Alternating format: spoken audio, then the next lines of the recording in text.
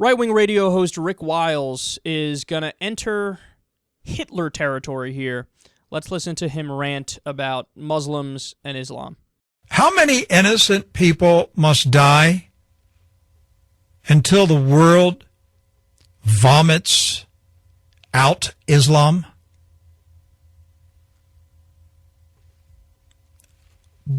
Folks, it must be eliminated.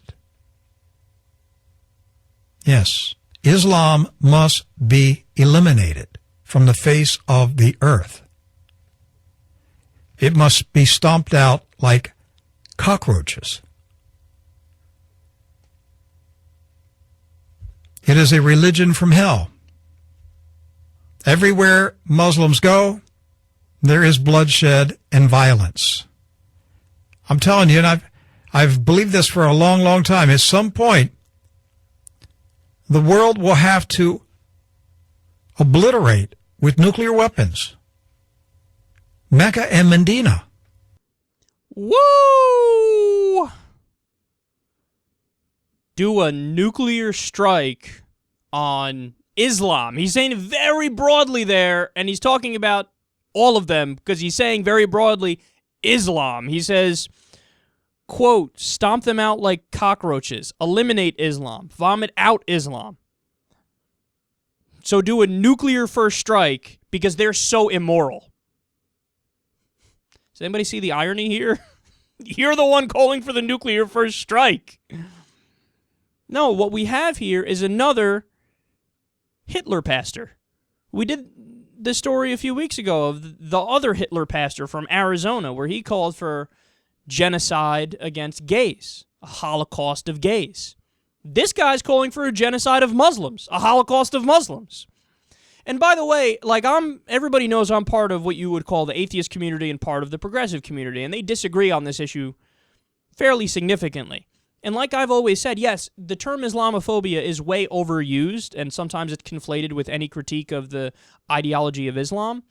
But there are some atheists who say flat out, well, Islamophobia doesn't exist. It's not a real thing in any way.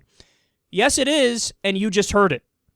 And the conversation that started this was the disastrous and evil terrorist attack in Pakistan where children in a school, over 100, were slaughtered by the Taliban. What he fails to mention is that the people who were killed were also Muslims.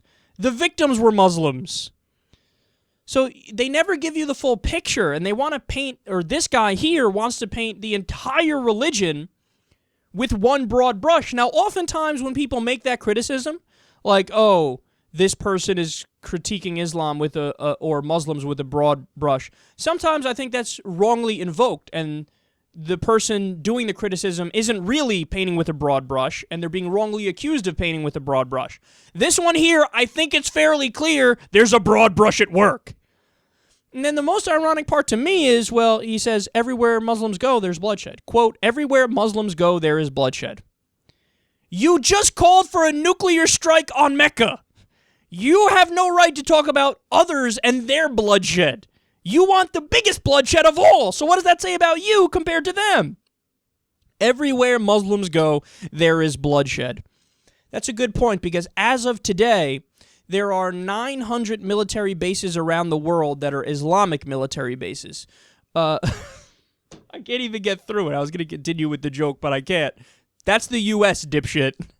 The U.S. right now, we are engaged in the most conflicts around the world by far. We have the 900 military bases. 57% of our discretionary budget goes to military spending. We are fighting in Iraq and Syria and Afghanistan and Pakistan and Yemen and Somalia. So post-World War II, we have by far invaded the most places, toppled the most governments, and done the most wrong internationally. Some of the interventions were okay, maybe, but a lot of them, most of them were bad. So we've been the one acting the most warlike, but this dumbass is out there going, it's all the Muslims, blame all the Muslims, they're the biggest problem, and fucking nuke Mecca and Medina.